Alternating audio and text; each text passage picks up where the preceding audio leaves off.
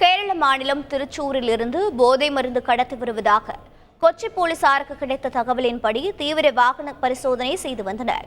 அப்போது அதிவேகத்தில் வந்த கார் ஒன்று போலீஸ் கைகாட்டியும் நிறுத்தாமல் போலீஸ் வாகனம் மற்றும் அங்கு நின்றிருந்த 2 வாகனங்களை இடித்துவிட்டு சென்ற காரை விரட்டி சென்று பிடித்த போலீசார் காரில் இருந்த ரிம்ஷாத் என்பவரை கைது செய்தனர்.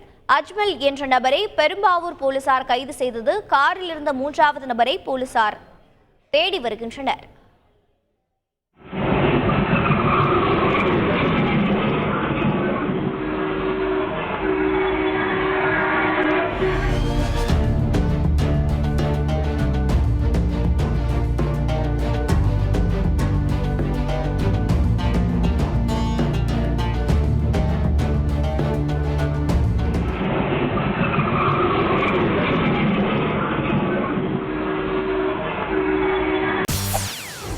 செய்திகளை உடனுக்குடன் தெரிந்து கொள்ள உடனே சப்ஸ்கிரைப் பண்ணுங்க.